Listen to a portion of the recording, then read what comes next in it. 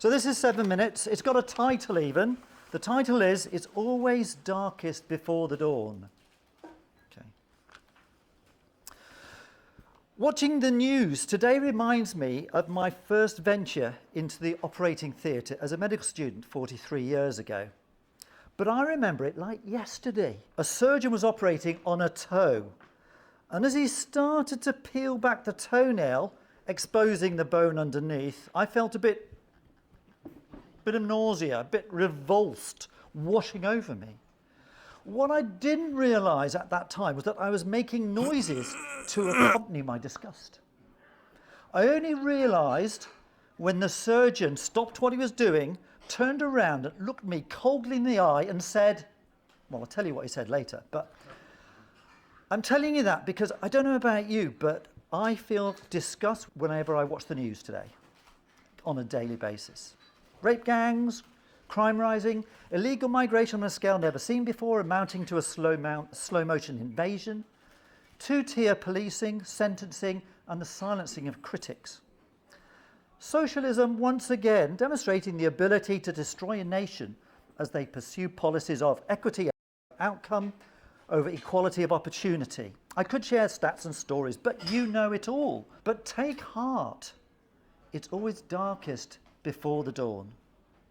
One such dark night was October the 24th, 1415. King Henry V and his bedraggled army of 6,000 bowmen would have been dreading the following dawn, for 25,000 heavily armoured French knights were waiting to attack them. Their situation appeared hopeless. Outnumbered, outgunned. Why didn't they flee? It's because they believed in their cause. A cause worth fighting and dying for. And that's a bit like our situation, isn't it? We reformers face a huge army of, as we've heard, bureaucrats, politicians, media, BBC, cultural Marxists and international elites who hurl insults and want to crush our small band. That's what we're facing. 200 years later, Shakespeare would put these words into the mouth of King Henry V. We few, we happy few, we band of brothers. For he today that sheds his blood with me shall be my brother. By the end of that day, 300 of the king's men had died, but 10,000 Frenchmen had fallen. The Battle of Agincourt had been won, leading to a peace treaty with France. We remember those times when we use this. For the French, if they caught an English bowman, would cut the index finger and middle finger off to prevent them ever being of any use in battle again. It means, stuff you, I can still fight. In reform, what do we fight for? Is our cause worth dying for? To answer that question, let me take you back to another dark night in our history. Let's go back another 200 years, June the 15th, 1215. King John of Robin Hood fame was hated by his barons because of heavy taxation, military failures abroad, arbitrary rules of imprisonment, and seizure of property.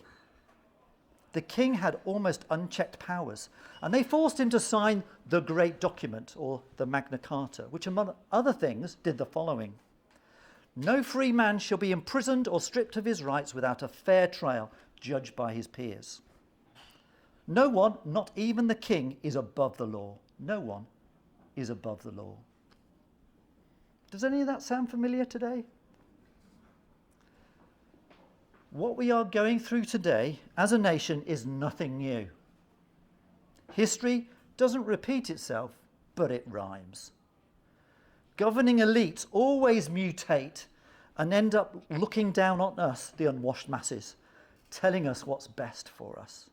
Sometimes the people need to come together to rebalance that equation. In other words, reform the system. My final dark night for you is November the 10th, 1942. Who delivered these words? This is not the end. This is not the beginning of the end. But it is perhaps the end of the beginning. Anybody? Phew.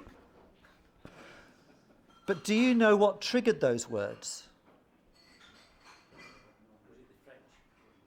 No, it wasn't the French. It wasn't King John. It was after the victory at the Second Battle of El Alamein in Egypt during the Second World War. The first significant victory against the Axis forces. The battle marked a turning point, halting the Axis advances and setting the stage for the eventual Allied victory.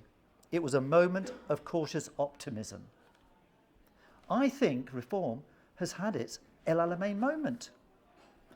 Membership 14 months ago, 45,000. Now, 232,000, up 500%, 14 months. If you're watching this and you haven't joined reform, now is the time. I think our band needs to double to trouble the elites. Local elections, 677 council seats, 10 councils controlled. Ipsos polling for June puts reform at 34%. If there were a general election today, Labour drops to 126 seats, reform 290. Very close to the 326 for a majority. I sense the tide is turning. Just like those dark days in 1942, we can be encouraged, but never complacent. Those who benefit from the current system won't give up their power without a fight. Cancelling elections isn't beyond them. Manipulating the electoral system, giving votes to 16-year-olds, isn't beyond them. Locking up those who express views they disagree with isn't beyond them. This is the first of many skirmishes. Winning one battle doesn't mean you win the war. Let our small band of brothers turn the V of defiance to our ruling metropolitan cultural Marxist elite. That's a good mouthful, isn't it? I'm going to say that again. Metropolitan cultural Marxist elite, and reform it into one of victory. Which reminds me, what did that surgeon do when he turned and fixed me with his cold glare? He told me to shut the F up and come and bloody help. He shooed the nurse away and had me hold that toe throughout the whole procedure. And do you know what? I got used to it. Yeah, that's why I'm still a doctor, I guess. Join reform and get involved. Become part of the solution. Your country needs you. They say it's darkest before the dawn. I think we can make that better. In our country's history, it's always been darkest before reform. Thank you.